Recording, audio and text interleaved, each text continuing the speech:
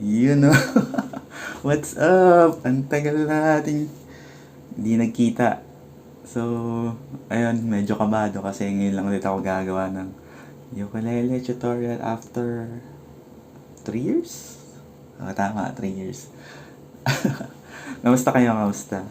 So, naisipan kong gumawa ulit kasi medyo LSS ako sa gagawin nating tutorial ngayon eh. So, may bagong kanta si Blaster.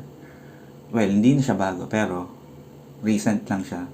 So, ito yung High by Blaster and The Celestial Clowns, I think. Kung tama.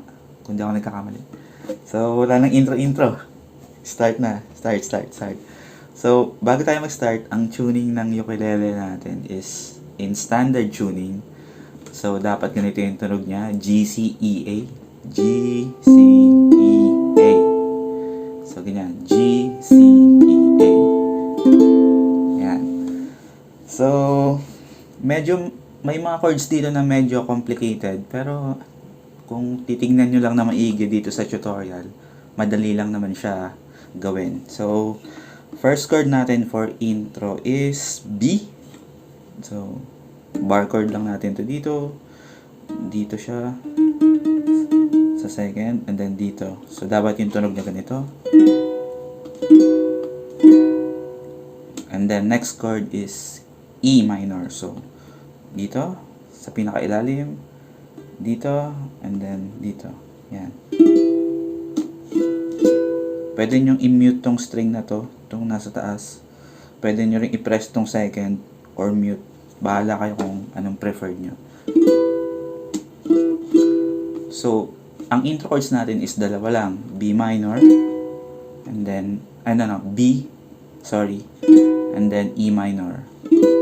Tapos yung strum niya is 1, 1, 2. 1, 1, 2. 1, 1, 1, 2. 1, 1, 2. So, ganun yung intro. Parang tan, tan, tararararan. Tan, tan, tararararara. Then, papasok tayo sa verse. Verse chords natin is halos same lang din. First chord is B, ganun pa rin. Ay, mabuti pa sila. E minor ulit.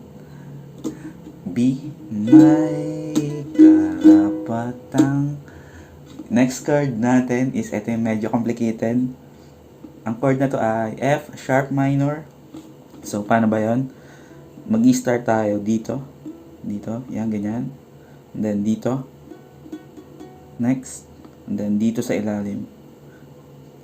Tapos, after neto, yung thumb nyo, ito, lagay nyo dito. Yan. So, dapat ang tunog niya ganito. Diba? Napakaganda, diba? Solid. So, ulitin natin yung part 9 ng verse. Ay, mabuti pa sila. May karapatang umibig. So, F sharp minor 7. Babalik tayo sa B.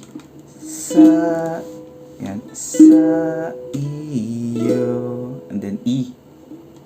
Ito, E to. So, i-flat mo to dito. Tapos, ganyan. Ganyan. And then, dito sa ilalim. Pwedeng wala, pwedeng meron. Pero, preferred ka meron eh. So, ay, mabuti pa sila. May karapatang umibig sa iyo. E, mabuti pa sila. E minor. And then, meron tayong konting gapang dito. So, mag-i-start tayo sa D sharp minor. So, paano yun? Etong ring finger dito sa pinakataas. Sa third fret, 1, 2, 3. Then, etong pinky dito sa ilalim niya. Yan, ganyan. Tapos, etong middle finger dito. Dito sa second string, second fret. Then, yung pointer dito sa first fret, first string. So, D sharp minor. And then, usog lang natin papunta dun. Magiging D minor. And then, next chord is C sharp minor 7. So, 1, 2, then dito sa ilalim, 3. And then, last chord is F sharp augmented. Like, ano yun? What the fuck? So, ang chord na yan is, eto, ganito, 1, 2, yan, ganyan, 1, 2, dito sa ilalim, 3, and then etong thumb natin, lalagay natin siya dito sa third. Yan. So, eto yung pinakamahirap dito, actually. Pero, yung tunog niya is ganito. Diba? Ganda, diba? So, ulitin natin yung gapang.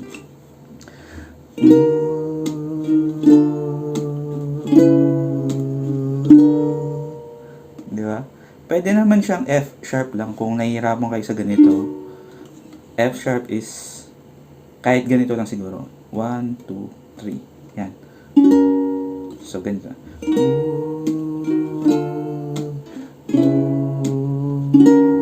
Pero masyadong ano eh. Parang matamlay yung tunog eh. Mas prefer ko yung ganito.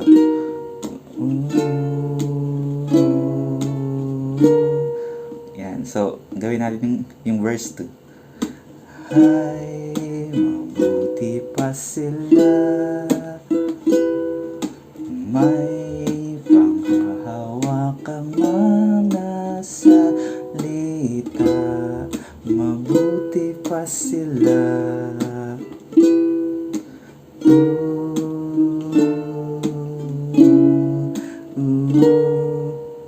So, doon natatapos yung verse 2. And then, next dito is yung chorus. So, first chord natin sa chorus is E. Yan. So, ganyan. 1, 2, 3. Tas, ang strum niya is puro downstrokes lang. Mabuti pa. And then, E minor. Hindi ko na. And then, D sharp minor. Ikumpara. And then, G sharp. Yeah, G sharp. Sarili. So, 1, 2, 3. Sarili sa iba. G. Uusog lang tayo from G sharp. Nagiging G. Yan. And then, C sharp minor 7. 1, 2, 3.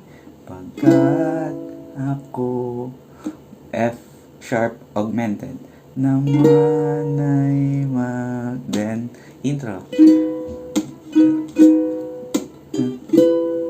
Okay, kantahin natin from the top.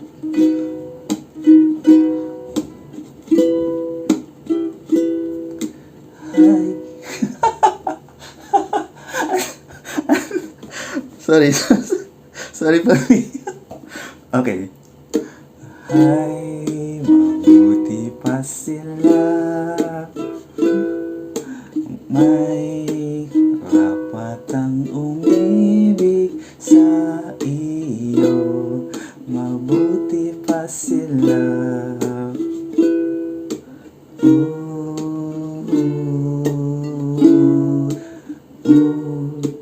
Ay, mabuti pa sila,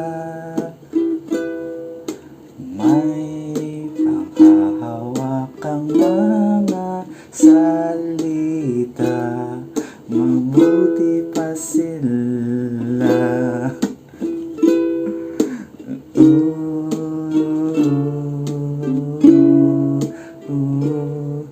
Mabuti pang hindi ka na ikumpara.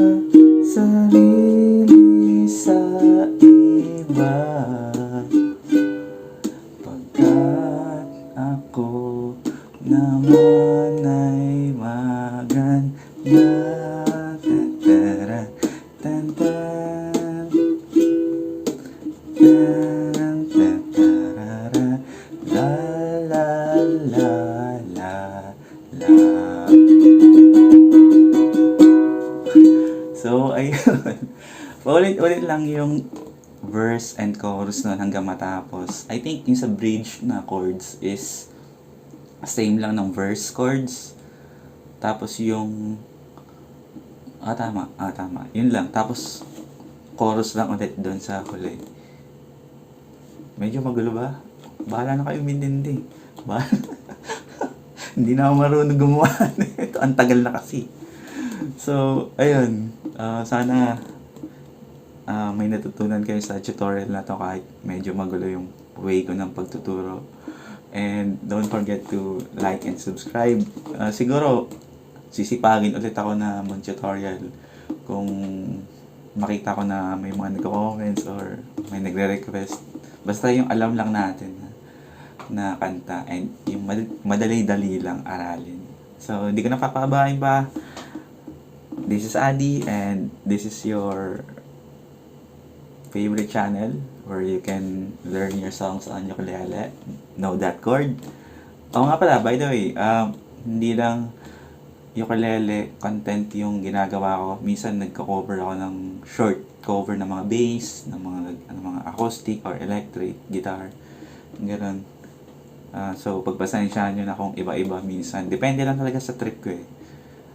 Ayun na, sige na. Bye-bye na. Masyado na mahaba yung video. Hello sa anak ko kay 2D. Hi! And see you guys next time. Bye-bye!